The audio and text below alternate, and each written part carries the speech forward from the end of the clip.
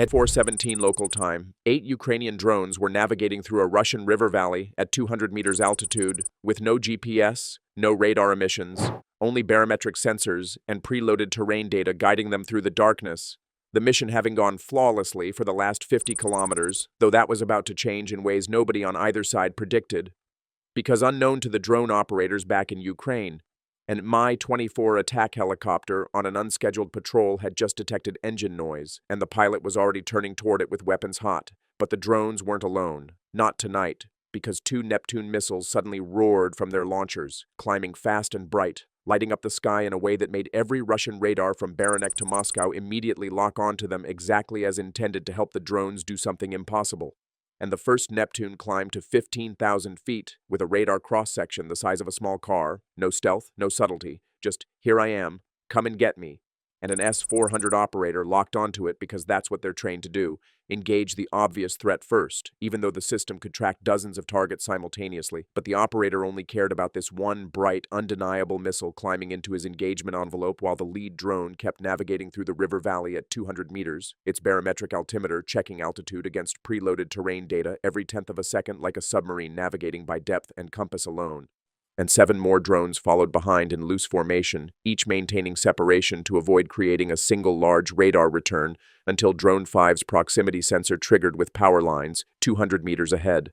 The processor executing a pre-programmed climb that cleared the cables by 3 meters before diving back down with the others following in sequence.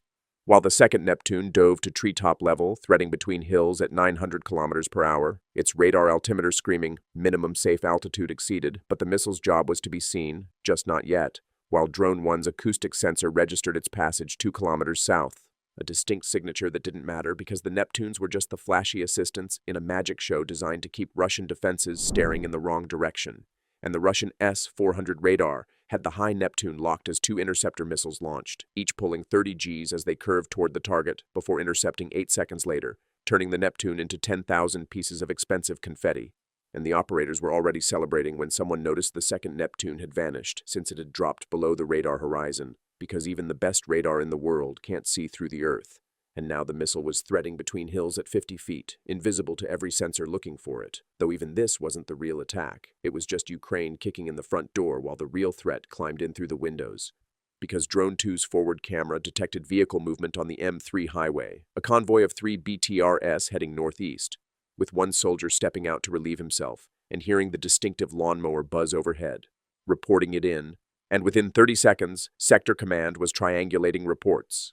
8 contacts, heading toward the pipeline station, causing the drones to scatter into pre-programmed evasion patterns with drones 6 through 8 going north and hugging the railroad, 3 through 5 diving deeper into the valley, and 1 and 2 staying high and obvious because somebody had to play target. But Drone 4's infrared camera suddenly went white from the heat exhaust of a helicopter 8 kilometers behind and closing, the processor doing simple math.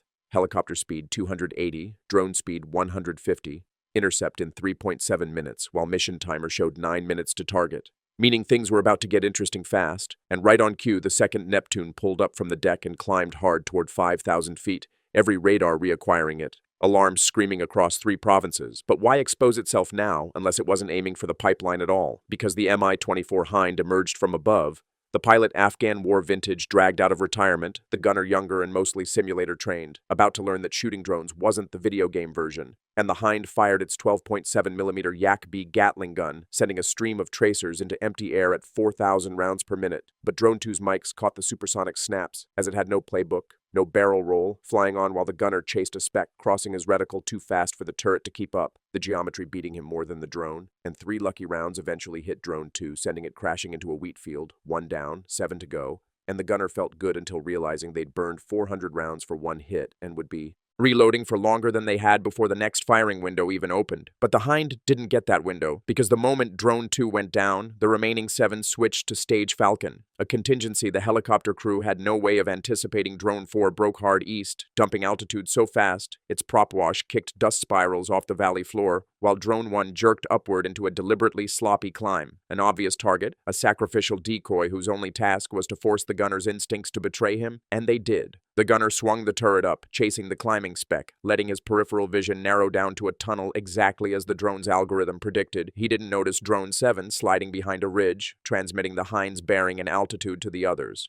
He didn't notice Drone 5 flipping its IR signature from cold to torch mode, a blinding flare of heat designed to spoof the gunner's already overloaded sensors. The pilot noticed something else, though, a sudden triple strobe reflection off the river.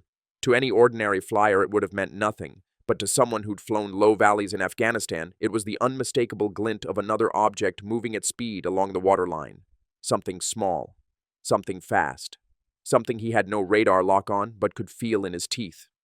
He banked left to investigate, and instantly realized he'd made a mistake. Drone 3 wasn't trying to escape. It was leading him. The hind's nose dipped just enough for its shadow to stretch ahead across the valley floor, right onto the flight path of the second Neptune missile, now climbing from 50 feet to 300 in a steep, deliberate arc. The missile wasn't targeting the helicopter. It didn't need to. All it needed was to force the hind to react. And react it did. The pilot yanked the collective, the tail swung, the rotor RPM dipped, and one moment of imbalance in thin valley air was all it took for the hind to skid sideways into its own slipstream. The helicopter bucked hard, forcing the gunner's aim to spiral away from the climbing drone just as Drone 1 cut throttle and dropped like a stone. The tracers sailed overhead harmlessly, turning the night sky into a glowing red ladder.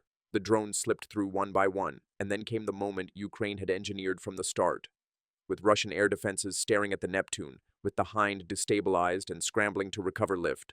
Drone 5 crossed the final ridge, its onboard computer confirming the silhouette of the pipeline station's auxiliary control unit. 9 minutes had looked impossible.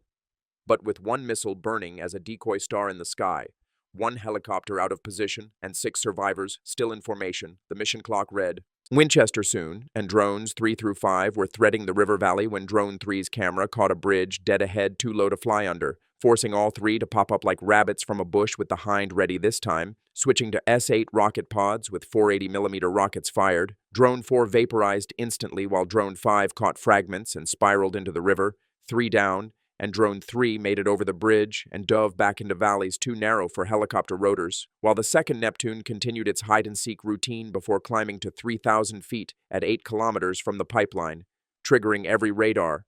And the Pantsir S-1 battery commander launched 457 E-6 missiles in an overkill intercept, forming a massive fireball as defenders cheered with 2 Neptunes down and crisis over, never asking why Ukraine would waste 2 expensive missiles on a target they couldn't hit, because everyone was staring south at the fireball, while drones 6, 7, and 8 approached from the north along railroad tracks at 50 meters, completely undetected except by one proximity sensor that detected another helicopter rising from behind trees, the second Mi-24 gunner using infrared to spot their warm motors against the cooling ground, firing controlled bursts that hit Drone 6, sending it descending with hydraulic fluid streaming, Drone 7 evading with random maneuvers, and Drone 8 continuing straight toward the tank farm because 2 helicopters and 3 drones meant someone was getting through, while Russian comms failed with helicopters on different frequencies, hunting independently, and Russian soldiers at the pipeline station prepared IGLAS man-pads, sweeping for heat signatures that jets, helicopters, and even Cessnas would show clearly. But the drone's tiny piston engines barely hit 80 degrees above ambient, too cool to track, turning every missile into a very expensive bottle rocket, except for one lucky proximity detonation that peppered Drone 8's starboard wing with tungsten fragments, crippling but not killing it, leaving it wobbling toward Tank 3 while Drone 1, the boring, forgotten drone, reached the transformer substation and armed its warhead as Zu-23 crews fired blindly with iron sights, designed for when night vision meant squinting harder, Shilka radars dropping track like the drones were wind-blown trash bags, and Drone 6 slammed into the pumping station at 180 kilometers per hour with 20 kilograms of explosive, rupturing pipes, and igniting petroleum in a rising cloud that flashed into flame, while Drone 3, damaged but still flying, plowed into the control building at terminal velocity, wiping out every pump control and valve sensor so the system had no way to stop flow as pressure built toward disaster, and Drone 7 climbed above Tank 2 before diving straight down while Drone 8 limped into Tank 3, both rupturing simultaneously into a bleave, boiling liquid expanding vapor explosion, as 10,000 tons of petroleum became 17 million tons of explosive vapor, the blast wave outrunning rifle bullets and rupturing every tank in sequence, deleting the Stalikon pipeline and severing the Druzhba connection. Billions gone from 8 drones that cost less than what the U.S. government spends in 5 seconds. And with that, the operation concluded. Bye for now.